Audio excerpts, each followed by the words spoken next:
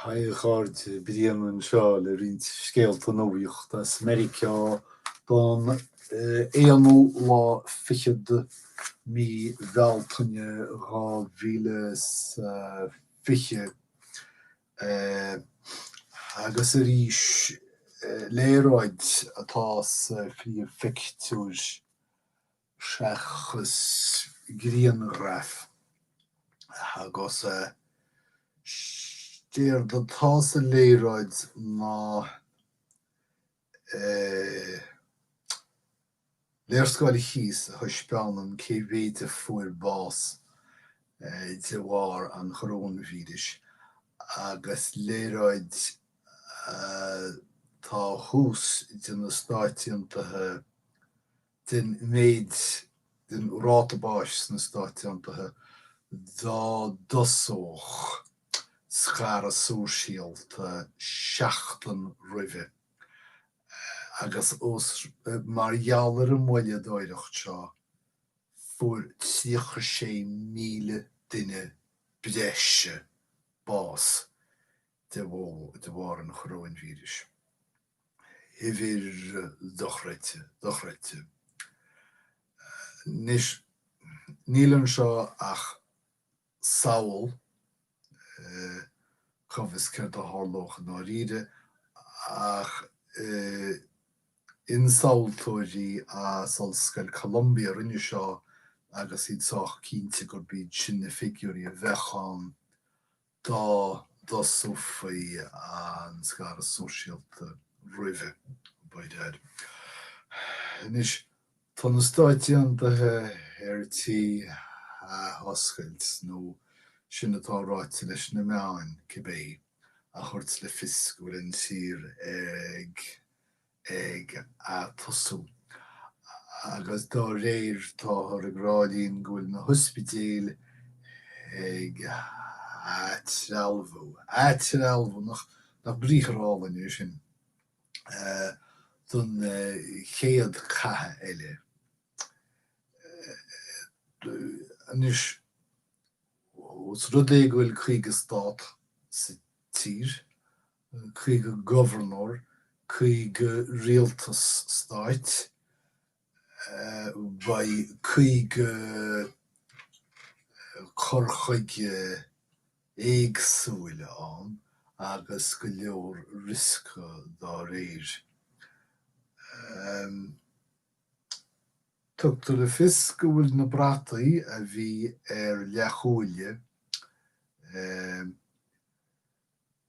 chorasús ríis mar chóra go bhfuil gnó ag a tosú ríis. Chuireann sé seo rud a goibh na chuma dúirt meathir the business of America is business. Tá háitís in Uamhrach nach marthaí an eatrabh seo. Well, más eatrabh é, ní war an eatrabh. Ach tá na ospidéil tar an chéad chéim eile a thógáil agus a thuirtear a géad tréimhse eile den choga in an chrónvíris. Thar léir, bhaile dhí ar Xi Jinping sa tím, níl sé ag chormú a cheans, tá sé ag tapú déis agus ag 10 gniú a cheannas. Tá an giú slua olamh ollscoile agus macléin ó sa chóir áit ar chuirú íochalarú áholamm rud a rinne siad ar nó. Agus áit ar thug an ceannaide teachtar i misniúil teantáiseach faoi vision na Síne in aimsir na pandéime. Íbert an íomhá ba bhór dúsáid se bhó a dúsáidse agus ag Tuilte óráide. Ó mu se Michigan bocht man bhfuil pandémic búla Detroit tá círéban a búla Detroit nó tá an paramilítíos dócha ag búla Ann Arbor nó Lansing nach ard chahar Michigan. Ach anis tá siad ag deile le Tuilte. Tá Midland, Michigan, níl an cábhail sé náíre más búm a chuimhne níl sé roiad ó Detroit. Ní ra chum gur baint ag Midland le Dow Chemicalach tás chasúil. Tá tíon áhan dar banam an Tuilte Bawasi tíd an gahar sin agus ní féidir le pobl a bhaile beanú an áhan seo a chiad in steicianna agus iad in stángatha.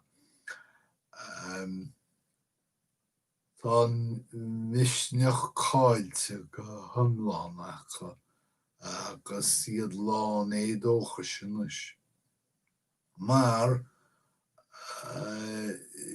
tá isce fuorlaí nó fuorlach más tarlibh ag lapadail blach ón phríomhshráid an sin.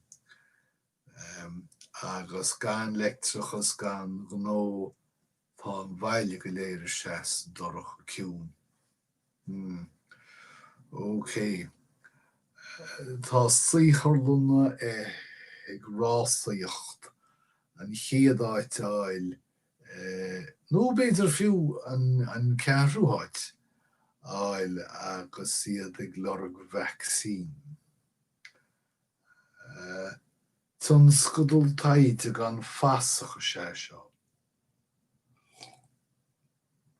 Ina bhfuilbhíon agus a scóp.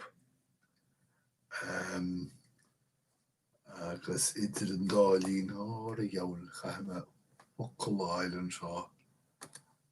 Focail becheart a bith ach focail nach bhfuil so fanna géan sin.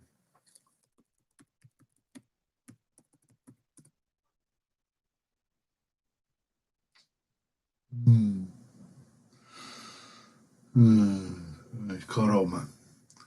Bhfuil sé tá saorálathe timpeall an domhan ag chur lába sús agus ag oifreáil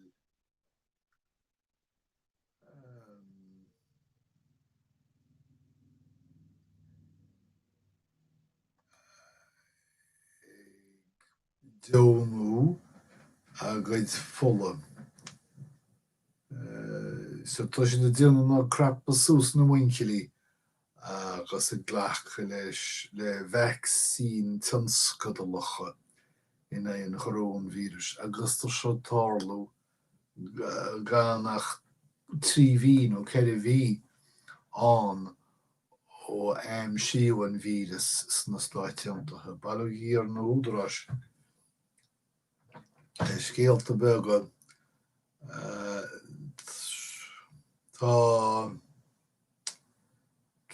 Canada aimse ag Donald Trump chun vaccína aimsiúach chun ceanara seo Monsef Sláwi in Havre hena féin tar éis go bhórthas amach go bhfuil portfólio stocha aige agus é ceangailte go dlú le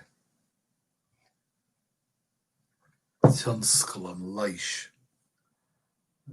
Focail le becheart a bheit agus nach bhfuil anis. Míochan beidir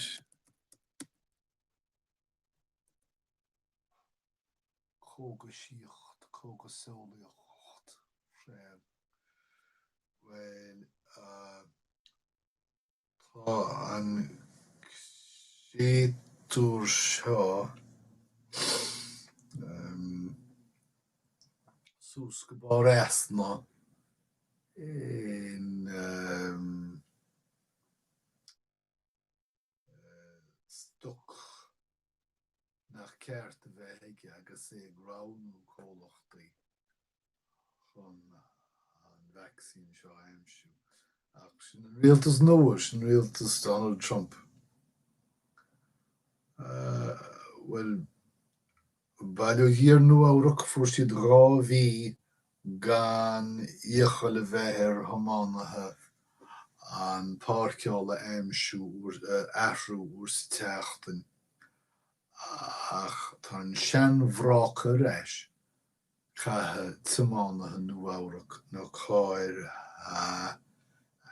aistriú go tíomhheile na sráid a rís. Okay. Gleacaíocht. Tá gleacathe very ceá géalamh athrú cuimseach ceartach go tócha tirés gur barálú cóteála eile mar gheall ar bhí úsáid. Ní mí úsáid gnéis sa chás seo ach mí úsáid mochuchan tócha gur ag isgréach le na chalíneoga se. Agus chalíneoga iad gléir gus ní cheart a bheith I man gleacaíochta. Bu rud omláin eile é dá meach muid a fánad gotí go raibh na chalíní seo 8 uafásach rud a go bhfuil muid a chur íochail ar chalíní 3 agus 4 dul in amíocht ar bhain damhanda don ní gleacaíocht maiall ar chu solúpa agus atá gorp. Janelle Monáe agus a henne mí litre an seo sa New York Times ag ús bhéadú potential. Tá Michael Kimmelman ag spaisteoireacht trí Sean Brooklyn leor. Well, tá leachaid den tír bhui léan marag bróm agus iad ag bra an bhíá agus an bhí ortúin I gceart ó ar bhain air gedach. Well, cé tá an chun cabhar a thuirt dóibh Suze Orman, bailó dhéite. Bhí sé éirithe as agus cúla siar cad é an pocal tá Shame. Oh well, tá sí eis. Nus, focail deas a tháinig mé orm le deomaí. Aistrú, nó Harlow. Rudí a aistrú a gúsáid Eitleán ó bháin go háit eile, maidim sin. Cosceach, hóigach tú míochan ar bhain cosceach tá metha á thógáil ionas nach bhuithe chalar. Samplomaide seo ba bítir